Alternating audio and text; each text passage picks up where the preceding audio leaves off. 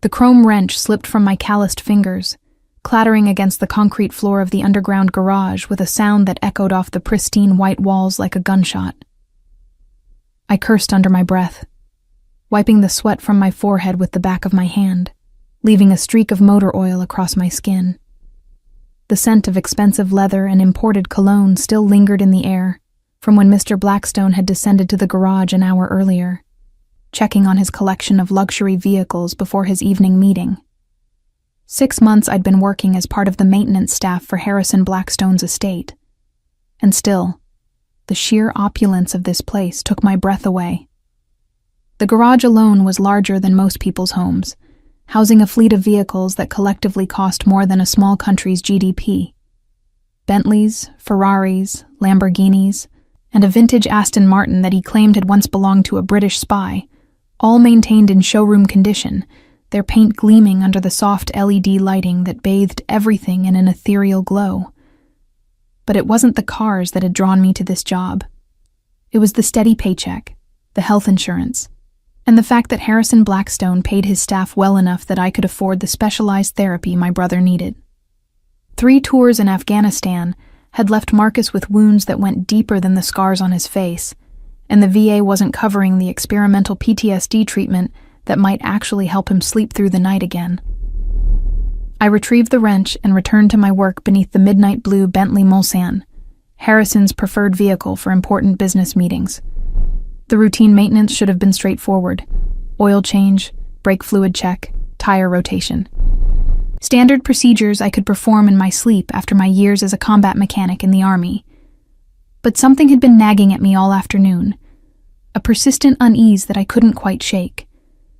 Maybe it was the way Jenkins, the head of household staff, had been watching me more closely than usual, or the tension I'd noticed in Harrison's shoulders when he'd inspected the vehicles earlier, his steel-gray eyes scanning each car with the intensity of a man who knew his life depended on vigilance. In his line of work, legitimate business ventures that operated in the gray areas of international commerce, paranoia wasn't just healthy, it was essential for survival. The brake lines felt wrong under my fingers. Too soft, too yielding. I frowned, adjusting the work light to get a better view of the hydraulic system. What I saw made my blood run cold. The line had been cut, not cleanly, but in a way that would cause gradual failure.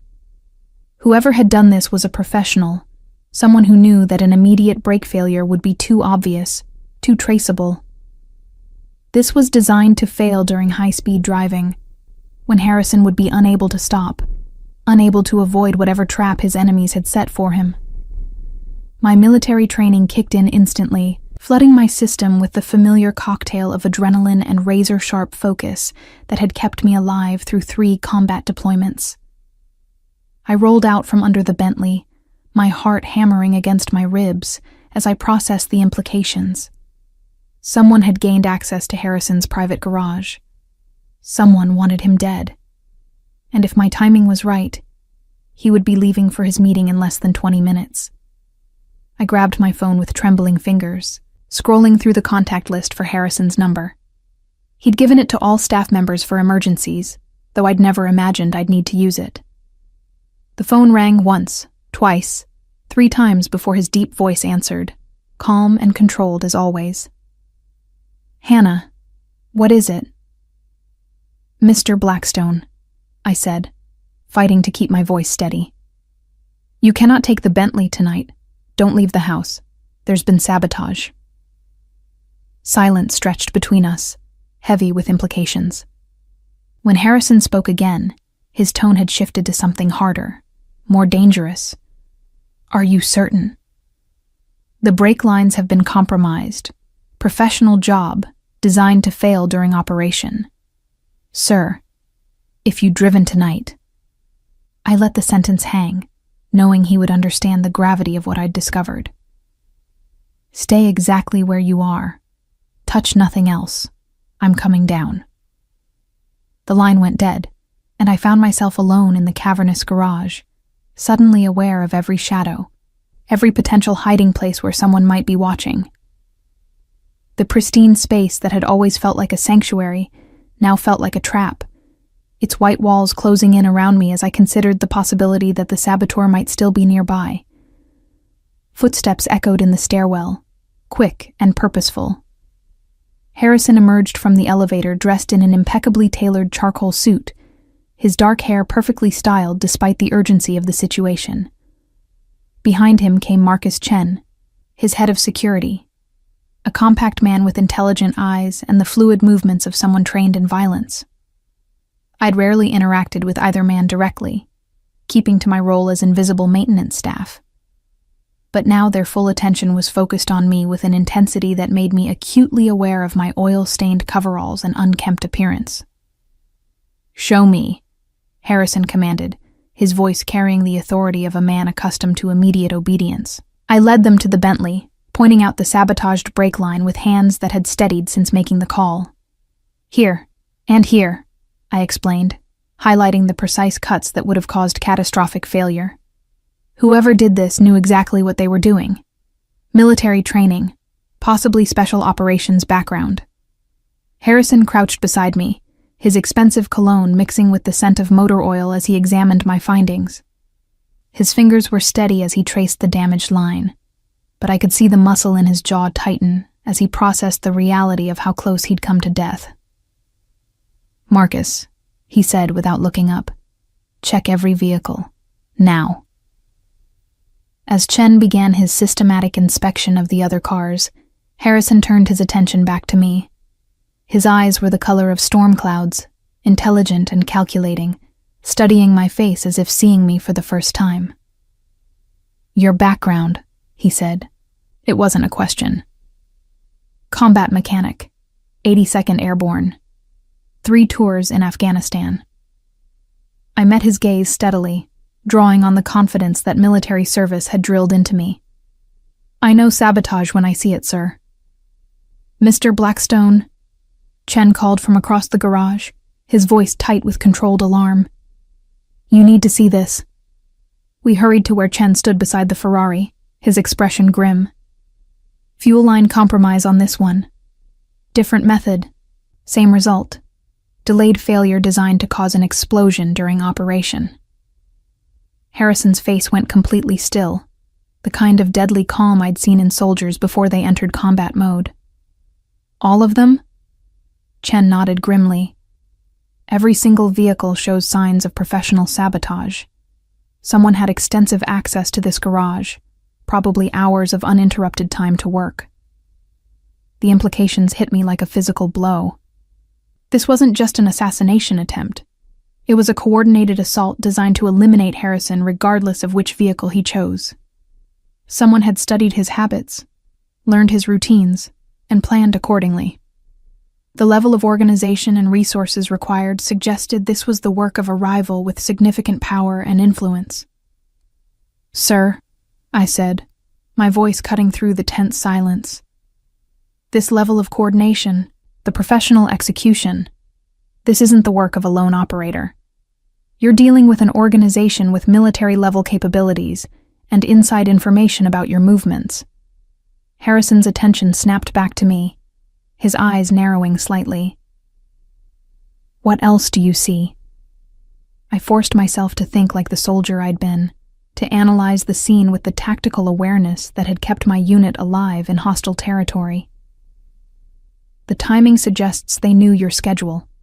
The methods used indicate multiple specialists, at least 3 different people with distinct skill sets. And the access required means either someone on your staff is compromised, or your security protocols have been breached." "Recommendations?" Harrison asked, and I was surprised by the respect in his tone, the way he was treating me as a professional rather than just a maintenance worker who'd stumbled onto something beyond her expertise.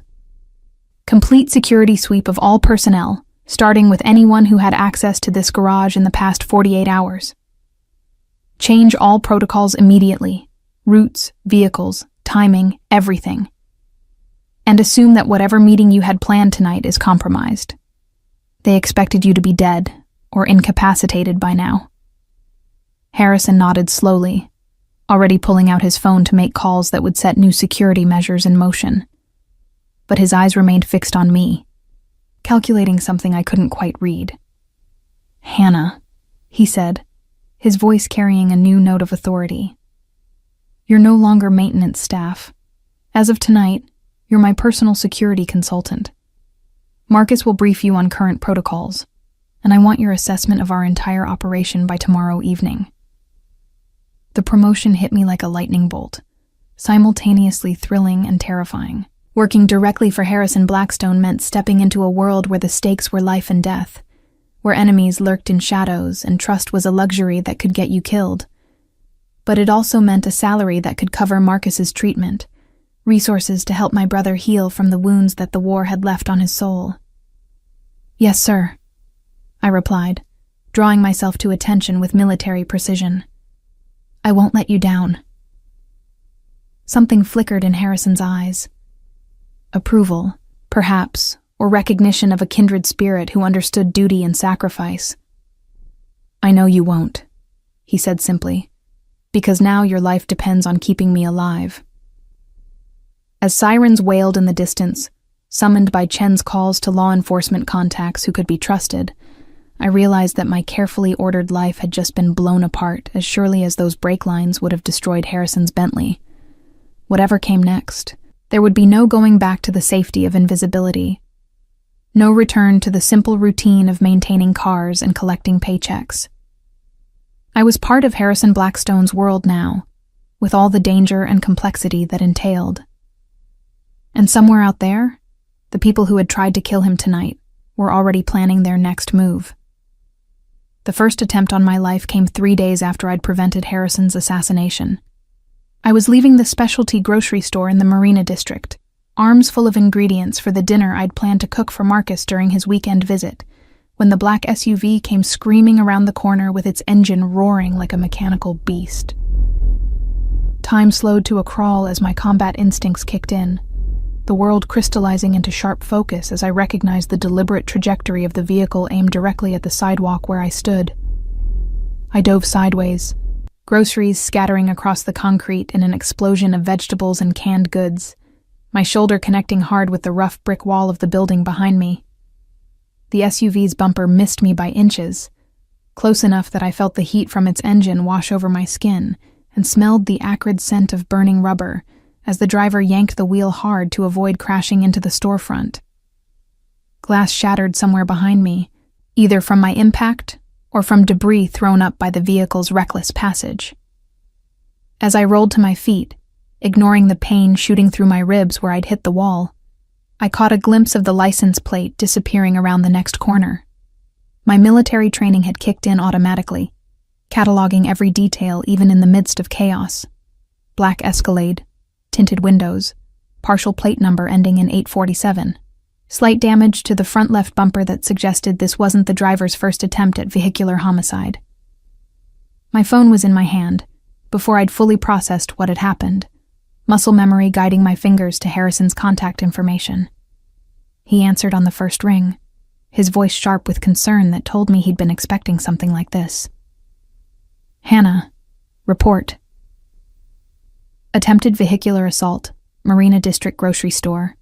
Black Escalade professional driver, definitely targeted." I kept my voice level, despite the adrenaline coursing through my system, falling back on the military communication protocols that had been drilled into me during basic training. I'm mobile and uninjured, but they know where I live, where I shop, probably my entire routine. "Chen is en route to your location. Don't move until he arrives." Harrison's tone carried the weight of absolute command, the voice of a man who was accustomed to life and death decisions. "We're accelerating your integration into the security team. As of right now, you're living on the estate." The line went dead, leaving me standing in the middle of a sidewalk covered with my scattered groceries, trying to process the fact that my life had just changed again. 3 days ago, I'd been invisible maintenance staff. Now I was apparently important enough to kill, which meant I was also important enough to Harrison that he was willing to bring me into the inner circle of his organization. Marcus Chen arrived within minutes, his nondescript sedan sliding up to the curb with the quiet efficiency that characterized everything about Harrison's operations. He emerged from the driver's seat already scanning the area for threats, his trained eyes taking in the scattered groceries, the scuff marks on the sidewalk where I dove for cover, the pattern of glass shards that told their own story of violence barely avoided. "Details," he said without preamble, opening the passenger door for me with one hand, while the other rested casually near the concealed weapon I now knew he carried. As we drove through the city toward Harrison's estate, I recounted every detail of the attack, watching Chen's expression grow more grim with each piece of information. "Professional operation," he confirmed when I finished. "Same signature as the garage sabotage, coordinated, well-planned, designed to look like an accident." "Who are we dealing with?" I asked, voicing the question that had been gnawing at me since I'd first discovered the sabotaged brake lines. This level of organization, the resources they're deploying, this isn't just business competition. Chen was quiet for a long moment, navigating through traffic with the smooth efficiency of someone who'd spent years in executive protection. When he finally spoke, his voice carried the weight of knowledge that I sensed he rarely shared. "Vincent Castellano," he said, the name dropping between us like a stone into still water. "Old-school family operation, but with modern resources and international connections. He's been trying to move into Harrison's territory for the past 2 years, but conventional pressure tactics haven't worked. I filed the name away in my memory, already beginning to build a tactical profile of our enemy. So he's escalated to direct assassination attempts." "More than that," Chen replied, turning through the gates of Harrison's estate with a nod to the security guards who had clearly been expecting our arrival. "Castellano's not just trying to eliminate Harrison. He's trying to send a message to anyone who works for him, that loyalty comes with a death sentence." The implications hit me like a physical blow. I wasn't just a target because I'd prevented Harrison's assassination. I was a target because I represented something that Castellano couldn't tolerate: effective opposition to his expansion plans. By keeping Harrison alive, I'd proven that his organization could be successfully challenged, and that made me a threat that had to be eliminated. Harrison was waiting for us in his private study, a room I'd never entered during my time as maintenance staff. The space reflected the man himself, understated elegance combined with subtle displays of power. Floor-to-ceiling bookshelves lined 2 walls, filled with volumes on everything from military history to international law. A massive mahogany desk dominated the center of the room, its surface clear except for a secure phone and a folder that I suspected contained information about me. "Sit," Harrison commanded, gesturing to one of the leather chairs positioned across from his desk. He remained standing, his hands clasped behind his back as he studied me with those piercing gray eyes that seemed to see straight through any pretense or deception. "The attack this afternoon confirms what we suspected," he began without preamble.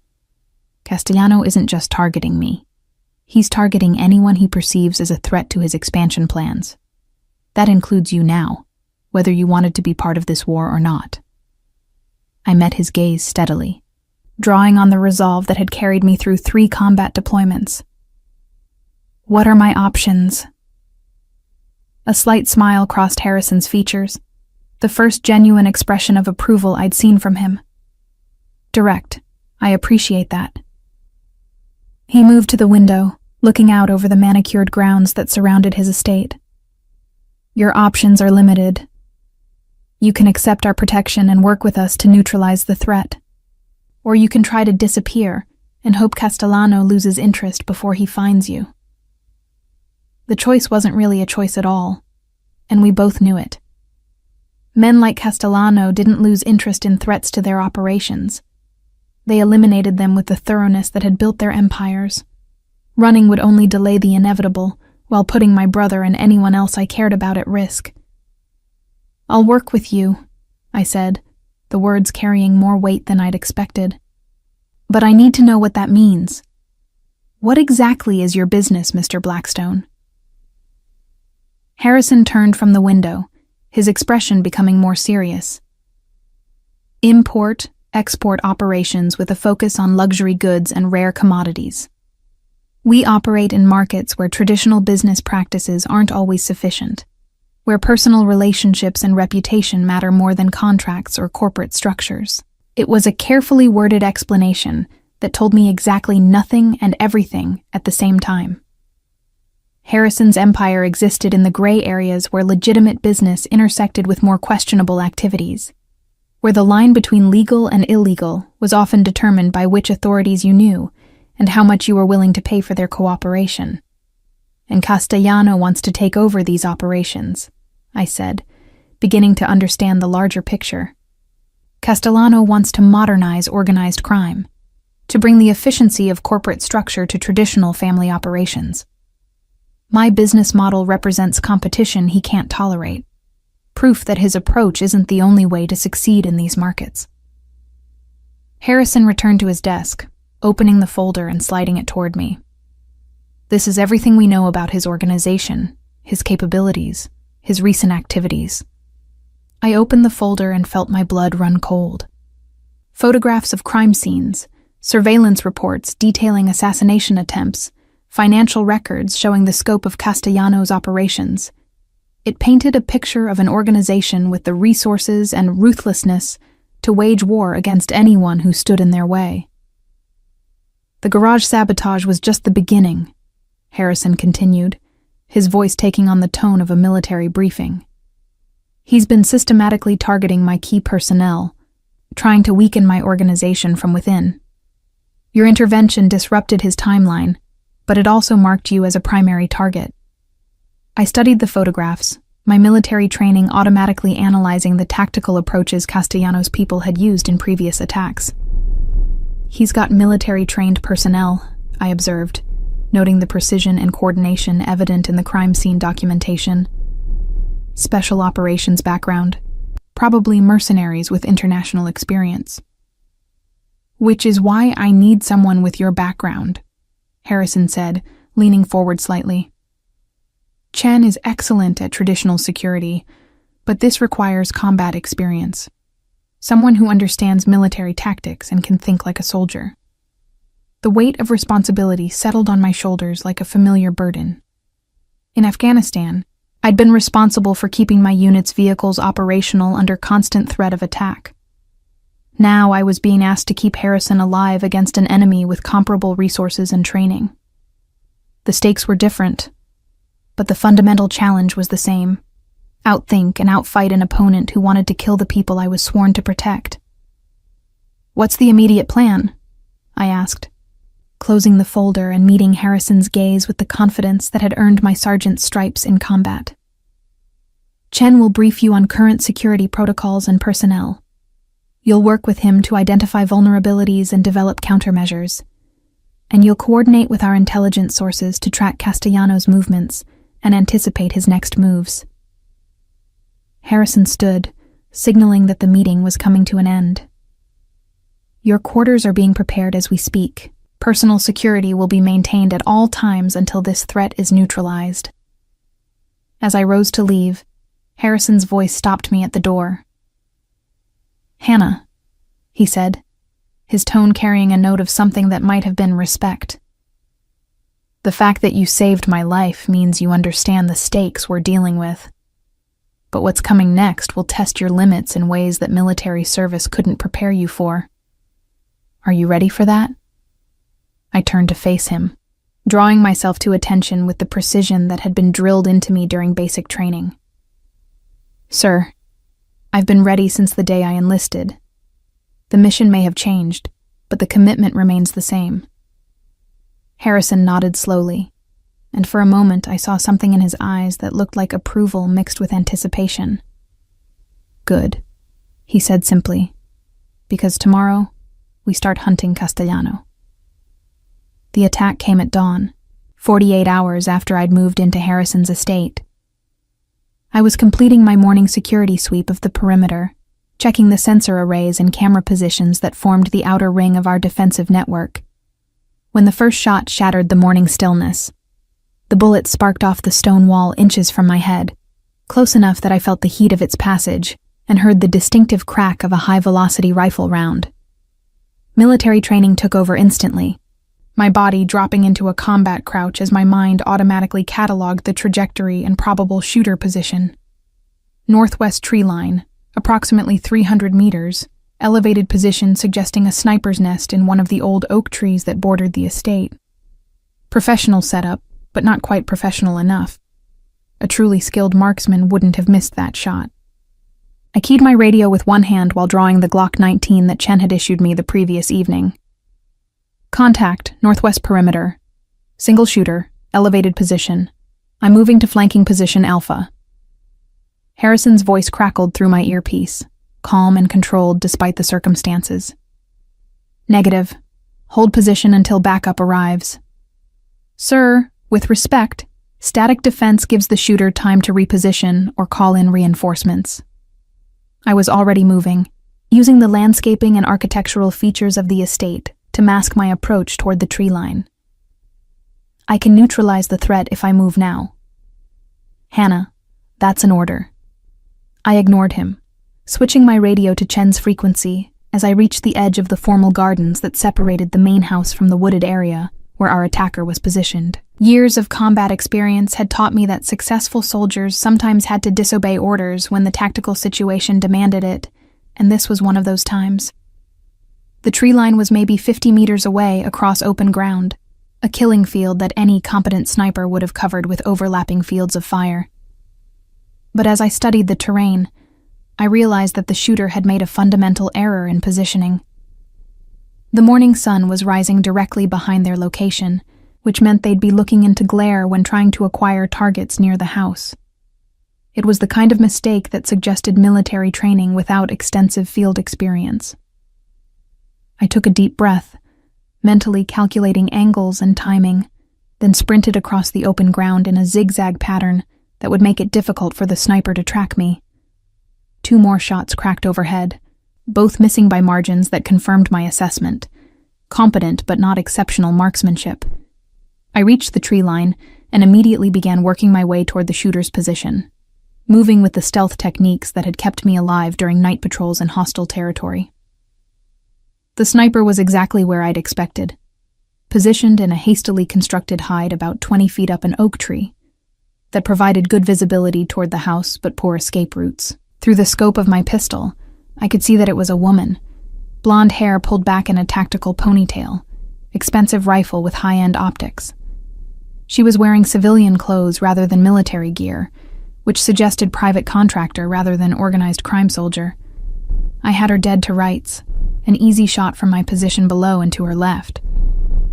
My finger tightened on the trigger as muscle memory took over, the familiar weight of lethal decision settling on my shoulders.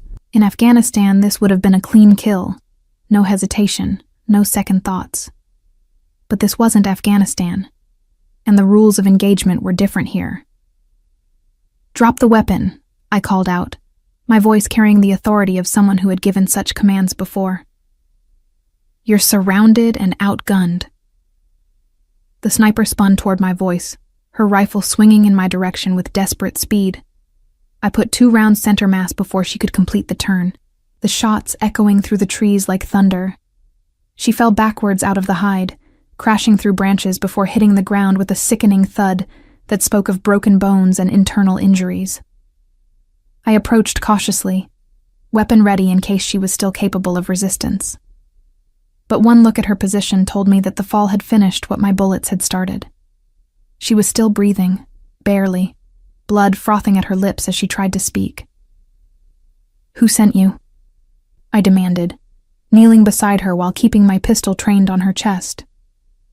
"Castellano," she whispered, her voice barely audible.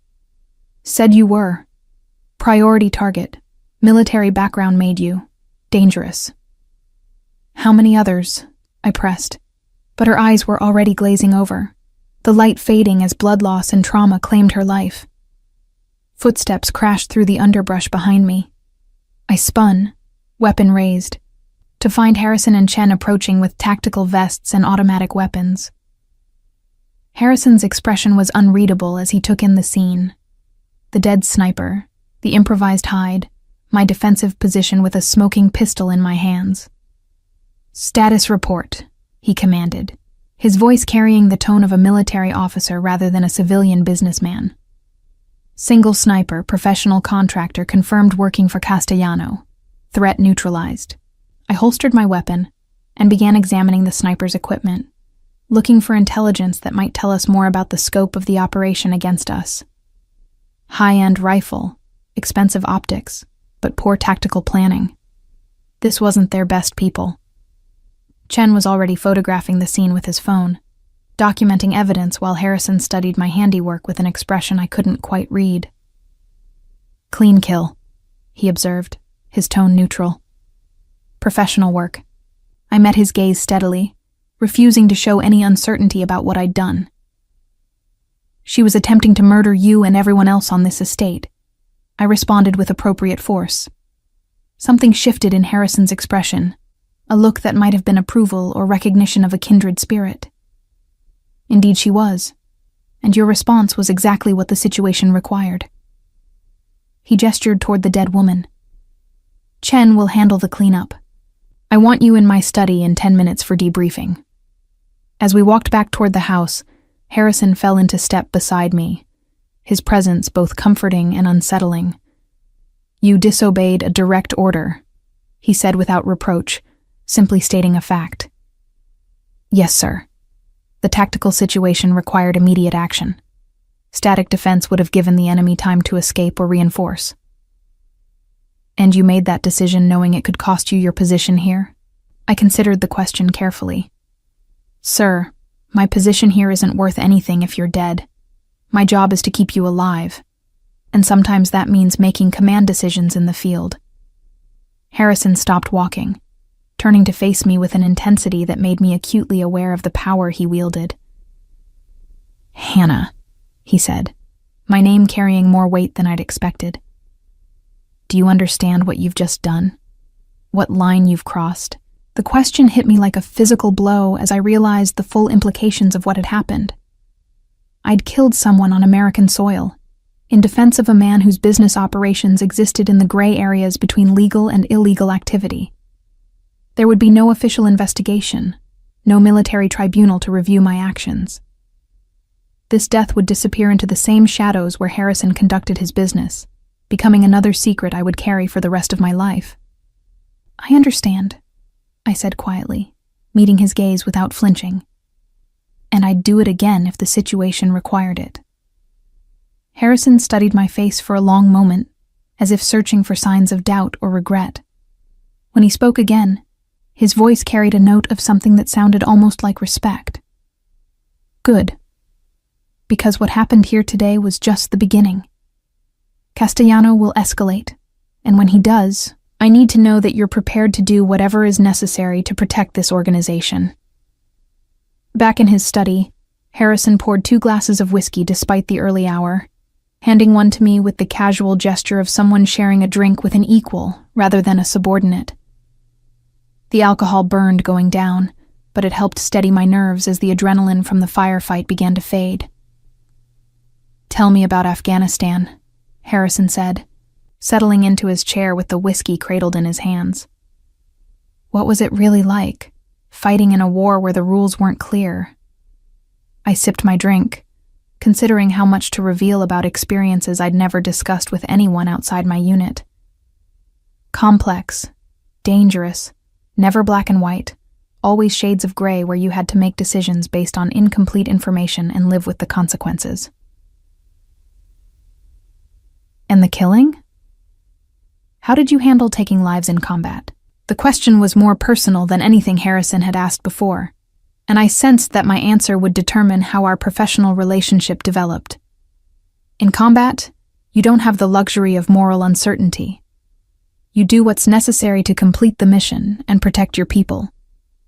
The philosophical questions come later, in the quiet moments when you have time to think. Harrison nodded slowly, as if my answer confirmed something he'd suspected. "And now? How do you feel about what happened in the trees this morning?" I met his gaze directly, refusing to show any weakness or uncertainty. "I feel like I did my job. Someone tried to kill you, and I stopped them. The fact that she died was her choice when she decided to come here with a rifle. No regret? No second thoughts about crossing that line?" "None," I said firmly. My loyalty is to you and to this organization. Anyone who threatens that becomes an enemy, and I deal with enemies the way I was trained to." Something changed in Harrison's expression, a subtle shift that suggested I'd passed some kind of test. He raised his glass in a small salute. "Welcome to the inner circle, Hannah. From this point forward, you'll be briefed on all security matters, involved in strategic planning, and given access to resources that most of my organization never sees." As the implications of his words sank in, I realized that killing the sniper had done more than just eliminate a threat. It had proven my loyalty in the most definitive way possible. I was no longer just an employee or even a trusted security consultant. I was part of Harrison's world now, complicit in the violence that kept his empire functioning, bound to him by shared secrets and mutual dependence. "What's the next step?"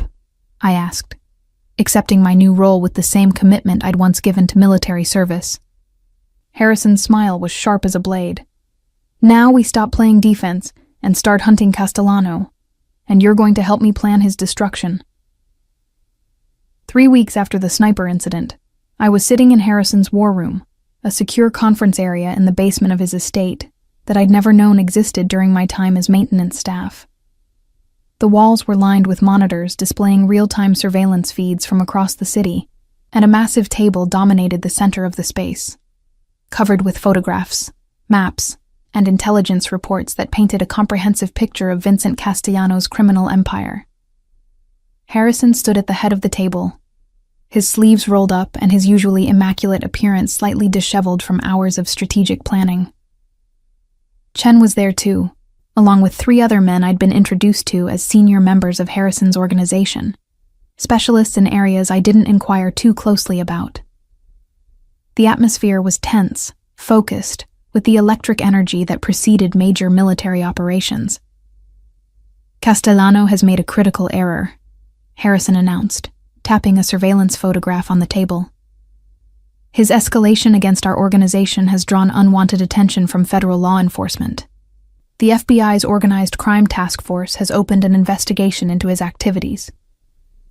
I studied the photograph, which showed Castellano meeting with several men in expensive suits outside what appeared to be an upscale restaurant. "How does that help us?" I asked, though I was already beginning to see the strategic possibilities. "It means we can accomplish our objectives through cooperation rather than direct confrontation," Harrison replied, his tone carrying the satisfaction of a chess master who had maneuvered his opponent into check. "Chen has been developing contacts within the task force, and they're very interested in the intelligence we've gathered about Castellano's operations." Chen stepped forward, placing a thick folder on the table. Detailed financial records, shipping manifests, personnel files, communication intercepts, everything we need to build a federal case that will dismantle his organization permanently. The elegance of the strategy impressed me. Instead of engaging in a bloody war that would attract attention and cost lives, Harrison was using Castellano's own aggression against him, turning federal law enforcement into an unwitting ally in neutralizing the threat. It was the kind of tactical thinking that had made Harrison successful in business, identifying leverage points and exploiting them with surgical precision. "My role in this?" I asked, though I suspected I already knew the answer. "You're our primary contact with the FBI," Harrison said, meeting my gaze with an intensity that made the assignment feel like more than just a professional responsibility. "Your military background gives you credibility with federal agents, and your recent experience with Castellano's assassination attempts provides personal motivation that will seem authentic." I nodded, understanding the logic even as I recognized the risks. Serving as a liaison between Harrison's organization and federal law enforcement would put me in an extremely delicate position, requiring me to balance competing loyalties while maintaining the trust of both sides.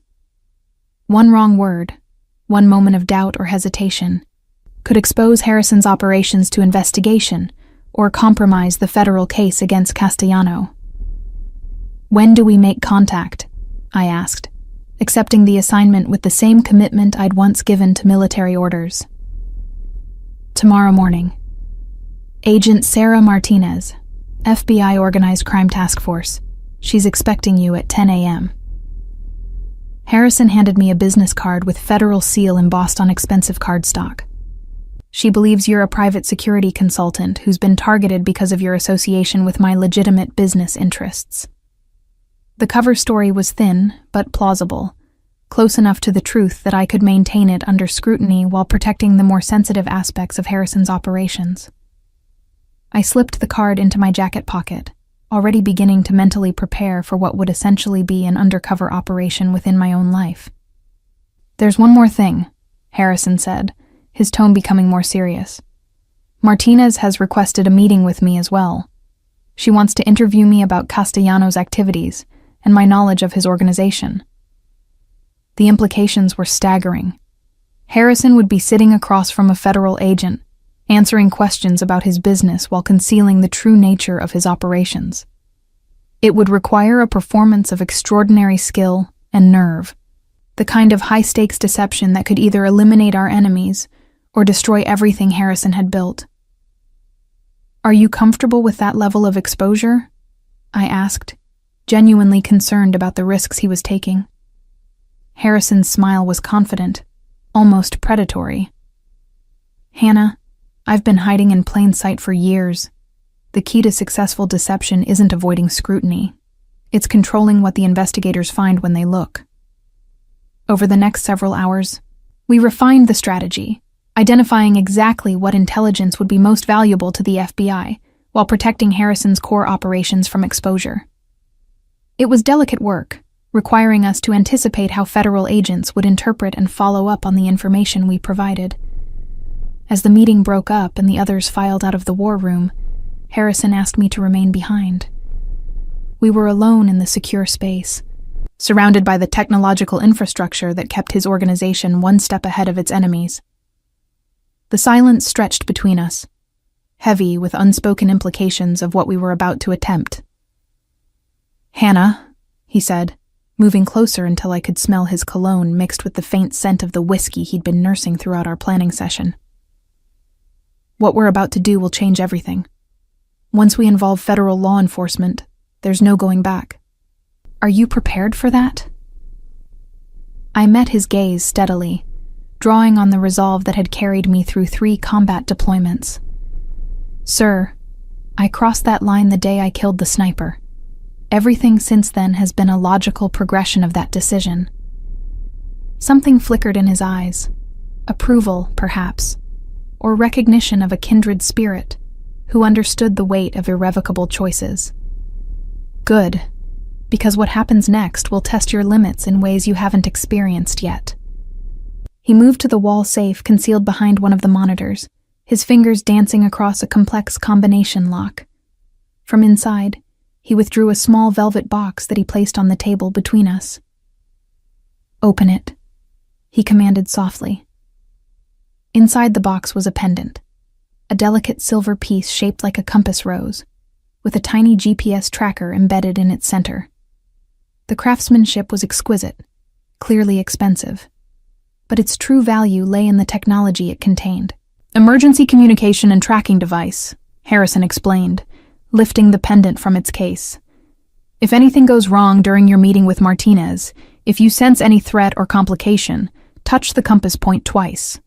We'll have a tactical team at your location within minutes." As he stepped closer to fasten the chain around my neck, I became acutely aware of his proximity, the heat radiating from his body, the careful way his fingers brushed against my skin as he secured the clasp. The pendant settled against my collarbone, its weight a constant reminder of the trust he was placing in me and the responsibility I'd accepted. "Harrison," I said, his first name slipping out before I could stop myself. The informality hung in the air between us, a breach of protocol that somehow felt significant. "Yes?" His voice was softer than usual, his hands still resting lightly on my shoulders. "Thank you for trusting me with this, for believing I could handle it." His fingers tightened slightly on my shoulders, a gesture that was both possessive and protective. "Hannah, you've proven yourself in ways that most people never could. The sniper, the strategic planning, your willingness to cross lines that others wouldn't even approach. You're exactly what this organization needs." The intensity in his voice made something flutter in my chest, a warmth that had nothing to do with professional pride, and everything to do with the man standing inches away from me. The realization hit me like a physical blow. Somewhere between preventing his assassination and planning our counterattack against Castellano, my feelings toward Harrison had evolved beyond professional loyalty into something far more dangerous. "Sir?" I began, but he cut me off with a slight shake of his head. "Not sir. Not here. Not now. We're partners in this. Hannah. Equals in everything that matters."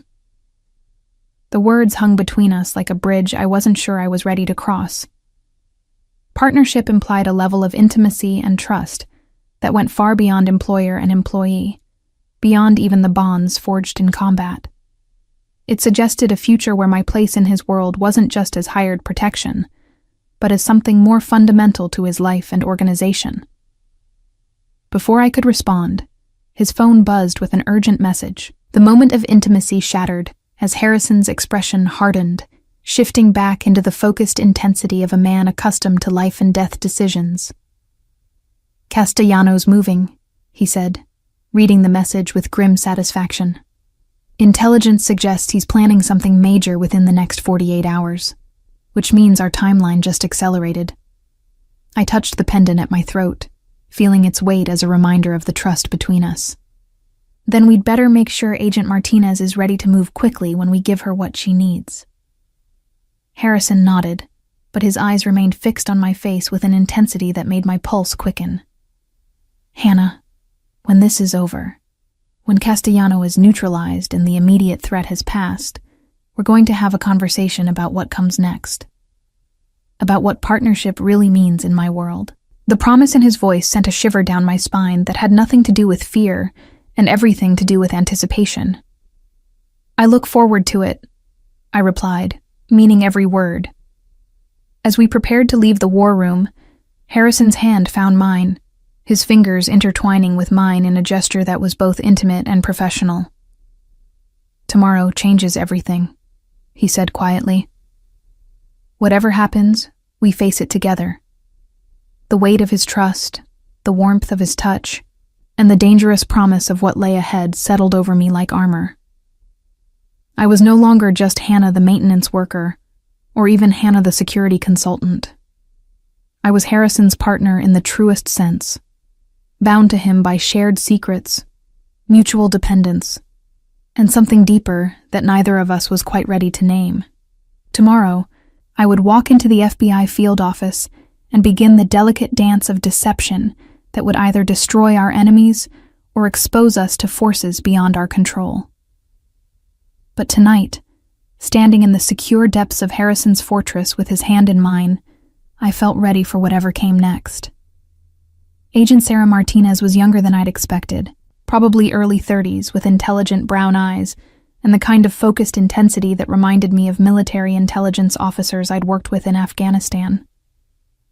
Her FBI field office cubicle was Spartanly efficient, case files stacked in precise order, a whiteboard covered with photographs and connection diagrams, and a coffee cup that suggested she'd been working long hours on the Castellano investigation. "Miss Chen," she said, using the cover identity Harrison's people had established for me. "Thank you for coming in. I understand you've had some concerning experiences related to your work with Blackstone Industries." I settled into the chair across from her desk, my hand unconsciously moving to touch the compass pendant beneath my blouse. The slight weight of it reminded me that Harrison was monitoring this conversation, ready to extract me if things went wrong. "Agent Martinez, I'm hoping you can help me understand what we're dealing with. The attempts on my life and Mr. Blackstone's have escalated beyond anything I experienced in military service." Martinez leaned forward, her expression becoming more focused. "Let's start with what you observed during the garage incident. Walk me through exactly what you found and how you determined it was sabotage." For the next hour, I carefully recounted the events of the past month, staying close to the truth while omitting details that would expose Harrison's more questionable business practices. Martinez took detailed notes, occasionally asking technical questions that tested my mechanical knowledge and military background. Her queries were sharp, professional, but I could sense her growing interest as I described the sophistication of the attacks against us. "The level of coordination you're describing," Martinez said, studying her notes, "suggests an organization with significant resources and military-trained personnel. That matches intelligence we've been developing about Vincent Castellano's recent expansion into more sophisticated operations." I allowed surprise to color my expression, as if this was the first time I'd heard Castellano's name connected to our troubles. "Vincent Castellano? The businessman?" Martinez's smile was grim. "Mr. Castellano's business interests extend well beyond his public persona. We have evidence suggesting his organization has been systematically targeting competitors through intimidation, sabotage, and when necessary, elimination." She pulled a thick file from her desk drawer, spreading photographs and documents across the surface between us. The images showed crime scenes, surveillance photos, and financial records that painted a comprehensive picture of Castellano's criminal empire. Some of the intelligence was clearly from law enforcement sources, but I recognized other elements as information that could only have come from Harrison's organization. "This is what we're building our case on," Martinez continued, watching my reaction carefully. "But we need more than circumstantial evidence and intelligence reports. We need witnesses, people who can testify about Castellano's direct involvement in criminal activities." The opening I'd been waiting for presented itself with perfect timing. "Agent Martinez, I may be able to help with that. Mr. Blackstone has been documenting the threats against his business, and he's expressed willingness to cooperate with federal authorities if it means stopping these attacks." Martinez's eyes sharpened with interest. "What kind of documentation?" I reached into my briefcase and withdrew a carefully prepared sample of the intelligence Harrison's organization had gathered: financial records showing suspicious transactions, shipping manifests that suggested smuggling operations, and communication intercepts that implied coordination between Castellano and known criminal associates. The information was genuine, but carefully selected to avoid exposing Harrison's own questionable activities. "Mr. Blackstone's security team has been tracking threats against his business for months," I explained, watching Martinez examine the documents with growing excitement. "He believes Castellano's organization has been conducting systematic surveillance and planning attacks against anyone who competes with their interests." Martinez studied the papers with the focused intensity of a prosecutor who just found the missing piece of a complex case. "This is extraordinary. Some of these financial records show connections we've been trying to establish for months. How did Blackstone's people obtain this information?" I shrugged, maintaining the careful balance between helpfulness and ignorance. "Corporate security consulting is beyond my expertise, Agent Martinez. I'm just a mechanical specialist who happened to discover sabotage attempts. But Mr. Blackstone indicated he'd be willing to meet with you directly to discuss his security findings." The hook was set. Martinez was practically vibrating with excitement as she realized the potential value of Harrison's cooperation. "When could we arrange such a meeting?" "I can ask him. But Agent Martinez, I need to know. Can you guarantee his safety? If Castellano's people discover he's cooperating with federal authorities, the threat level could escalate dramatically." Martinez nodded gravely, her expression becoming more serious. "We can arrange protective custody if necessary, and we have resources for witness protection if the situation requires it. Mr. Blackstone's safety would be our highest priority." Perfect.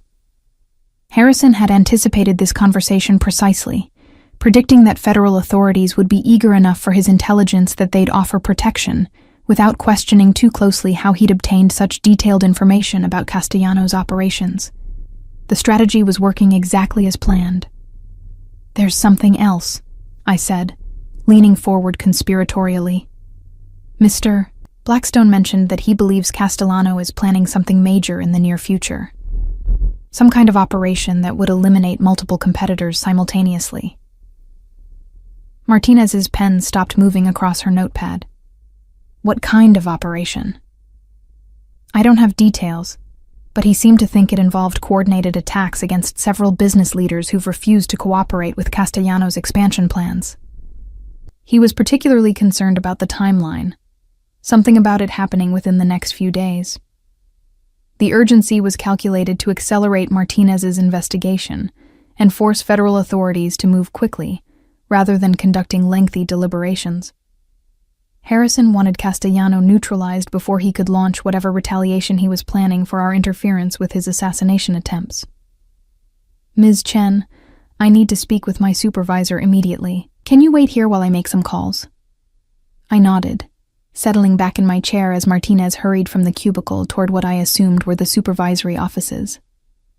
Through the glass partition, I could see her engaged in animated conversation with an older man in an expensive suit who was clearly a senior agent. Their discussion involved multiple gestures toward Martinez's cubicle and frequent references to the documents I'd provided. 20 minutes later, Martinez returned with the older agent in tow.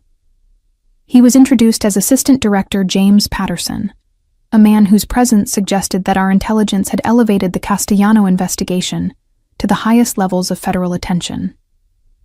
"Ms. Chen," Patterson said, settling into an additional chair that had been brought into the cramped cubicle. "Agent Martinez has briefed me on the information you've provided. We're very interested in arranging a meeting with Mr. Blackstone as soon as possible." Given the apparent urgency of the threat, Martinez added, "We'd prefer to meet with him today if his schedule permits." I made a show of checking my phone for messages, then nodded gravely. "I can contact him, but he's expressed concerns about meeting at federal facilities. Too visible, too many opportunities for surveillance by hostile parties. He'd prefer a neutral location." Patterson and Martinez exchanged glances, clearly weighing security considerations against the value of Harrison's cooperation. "What would he consider appropriate?" Patterson asked. "Private dining room at the Metropolitan Club," I suggested, naming an exclusive venue where Harrison's presence would seem natural while providing the discreet atmosphere federal agents would require for sensitive discussions. "He maintains a membership there, and the facility has excellent security protocols." "Acceptable," Patterson decided after a moment's consideration. "Can you arrange a meeting for this evening?" I sent a carefully prepared text message to Harrison's secure phone, using language that would appear innocuous to anyone monitoring communications, but would confirm that the federal authorities were responding exactly as we'd anticipated. Harrison's reply came within minutes. "Meeting confirmed. Metropolitan Club, Private Dining Room 7. Looking forward to productive discussions." As I relayed the meeting details to Patterson and Martinez, I felt the satisfaction of a perfectly executed operation. Federal law enforcement was now committed to moving against Castellano based on intelligence we'd provided, while Harrison would appear as a cooperative citizen, assisting with a legitimate investigation. Whatever happened next, we'd gained powerful allies in our war against Castellanos' organization. "Ms. Chen," Patterson said as our meeting concluded, "you've performed a valuable service for federal law enforcement today. Mr. Blackstone is fortunate to have someone with your background protecting his interests." I accepted the compliment with appropriate modesty, but internally I was calculating the next phases of our strategy. Tonight's meeting would determine whether federal authorities moved quickly enough to prevent Castellanos' retaliation, or whether we'd need to implement more direct measures to protect Harrison's organization. As I left the FBI field office, the compass pendant seemed to pulse against my skin, a reminder of the trust Harrison had placed in me, and the delicate game we were playing with forces that could either save us or destroy everything we'd built together. The real test was still to come. The Metropolitan Club's private dining room was a study in understated elegance, with mahogany paneling that gleamed under soft lighting and oil paintings of long-dead industrialists who seemed to watch our clandestine meeting with approval. Harrison sat at the head of the polished table, impeccably dressed in a navy suit that cost more than most people's monthly salary, while Patterson and Martinez flanked him with the focused attention of federal agents who sensed they were on the verge of a major breakthrough. I positioned myself slightly behind Harrison's chair, playing the role of protective consultant while monitoring the conversation for any signs that our carefully constructed narrative was beginning to unravel. The compass pendant beneath my blouse felt warm against my skin, a constant reminder of the trust between us and the stakes we were playing for. "Mr. Blackstone," Patterson began, spreading a selection of documents across the table. "The intelligence Ms. Chen provided this morning has been extraordinarily valuable to our investigation. We're hoping you can help us understand how your organization obtained such detailed information about Castellanos' operations." Harrison's smile was perfectly calibrated, helpful, but slightly mysterious, the expression of a successful businessman who understood discretion. "Assistant Director Patterson, my security consultants use methods that are proprietary but entirely legal. Corporate intelligence gathering, financial analysis, pattern recognition based on publicly available information. When someone systematically targets your business, you develop comprehensive profiles of potential threats." It was a masterful non-answer that sounded plausible while revealing nothing about the actual sources of our intelligence. Martinez leaned forward, clearly eager to press for more specific details. "The shipping manifests you provided show discrepancies that suggest large-scale smuggling operations. How did your people identify these patterns?" "Agent Martinez," Harrison replied smoothly. "My import-export business requires detailed knowledge of shipping protocols and customs procedures. When we noticed unusual patterns in competitor activities, ships arriving at odd hours, cargo that didn't match manifests, payments processed through irregular channels, we began documenting everything for our own protection." Patterson nodded slowly, clearly finding Harrison's explanations credible. "And you believe Castellanos' organization represents an immediate threat to your business and personal safety?" Harrison's expression grew more serious, and I could see him calculating exactly how much urgency to convey without appearing melodramatic. "Gentlemen, Agent Martinez, 3 weeks ago someone sabotaged my personal vehicles in a manner designed to cause fatal accidents. Ms. Chen here was nearly killed in what appeared to be a random hit-and-run. Yesterday, my security team intercepted communications suggesting coordinated attacks against multiple business leaders are planned for this weekend. The last statement was pure fabrication, but delivered with such conviction that both federal agents immediately straightened in their chairs." Patterson's expression shifted to the focused intensity of someone who just heard about an imminent threat to public safety. "What communications?" Martinez demanded, her notebook already open and pen poised. Harrison reached into his briefcase and withdrew a folder containing carefully prepared transcripts of intercepted phone calls, conversations that had actually taken place between Castellanos' people, but edited to suggest a larger conspiracy than actually existed. The intelligence was genuine enough to verify under scrutiny, but presented in a way that would force federal authorities to act immediately, rather than conducting lengthy investigations. These intercepted communications suggest that Castellanos' organization is planning simultaneous strikes against myself, Richard Thornton of Thornton Financial, and Margaret Walsh of Walsh Industries, Harrison explained, pointing to specific passages in the transcripts. "All 3 of us have refused Castellanos' overtures for partnership in recent months." Patterson scanned the documents with growing alarm. "When are these attacks supposed to take place?" "Based on the communications patterns, sometime in the next 24 to 48 hours, Harrison replied. "Which is why I'm here tonight, instead of waiting for normal federal bureaucracy to process my concerns." The urgency was perfectly calibrated to force quick action while avoiding the appearance of panic. Martinez was already reaching for her phone, clearly preparing to contact tactical teams and coordinate immediate protection for the named targets. "Mr. Blackstone," Patterson said, his tone becoming more official, "are you willing to wear a wire and attempt to record incriminating conversations with Castellano or his associates?" The question hung in the air like a loaded weapon. Harrison appeared to consider it carefully, projecting the image of a civilian weighing the risks of cooperating with federal law enforcement against a dangerous criminal organization. "I'm willing to do whatever is necessary to protect my business and my people," he said finally. "But I want guarantees about my security and that of my employees. Ms. Chen here has already been targeted once. I won't put her at further risk without adequate protection. Patterson nodded gravely. We can arrange immediate protective custody for you and your key personnel. And we have sufficient evidence from your intelligence reports to begin moving against Castellanos' organization, even without additional undercover operations. Perfect. Harrison had maneuvered federal authorities into a position where they would take action based on intelligence we'd provided, while appearing reluctant to expose himself to additional danger. The strategy eliminated any suspicion that he might be manipulating the investigation for his own purposes. There's one more thing, Harrison said, his voice dropping to a more confidential tone. Ms. Chen's military background has been invaluable in identifying security threats, but she's also been researching options for helping veterans with PTSD and combat trauma.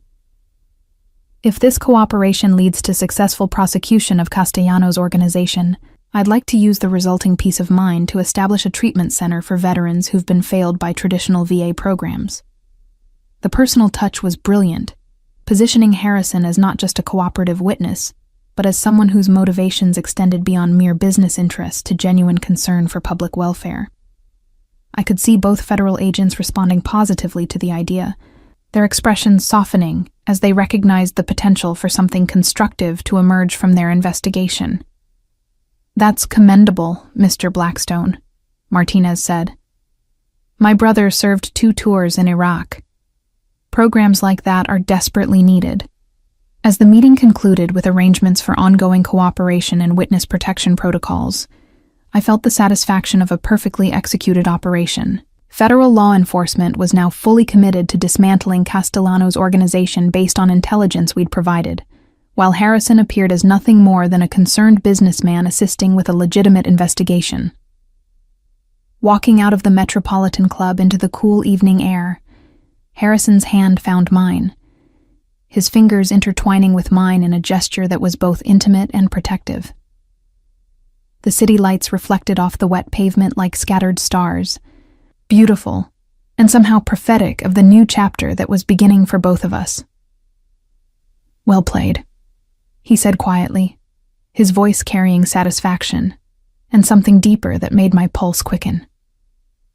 Just following your lead, I replied, though we both knew that our partnership had evolved beyond simple command and subordinate relationships into something more complex and significant.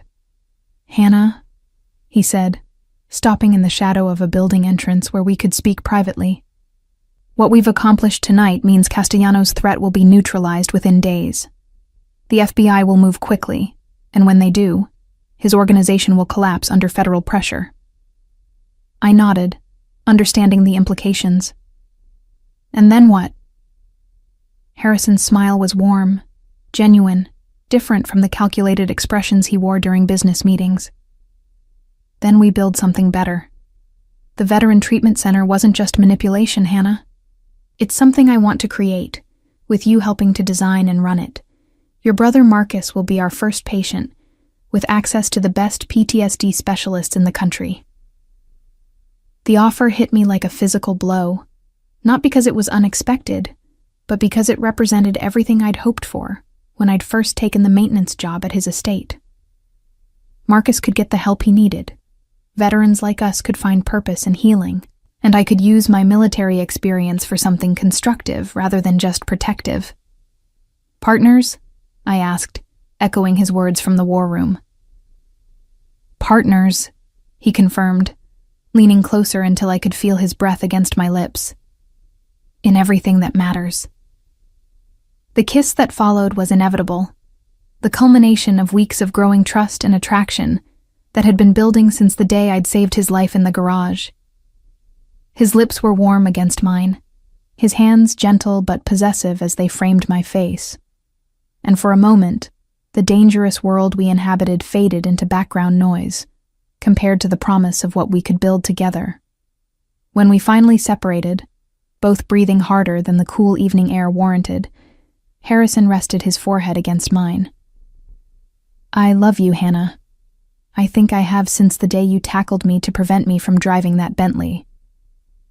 I love you too, I whispered, the words carrying more weight than any military oath I'd ever taken. Whatever comes next, we face it together. As we walked toward the waiting car where Chen sat behind the wheel with the patient professionalism of someone who'd witnessed the evolution of our relationship, I realized that my life had come full circle.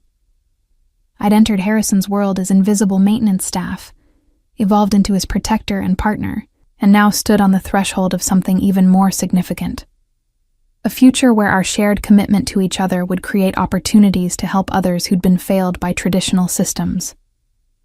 The compass pendant pulsed against my skin one final time as Harrison helped me into the back seat, a reminder of the trust that had brought us to this moment and the adventures that lay ahead.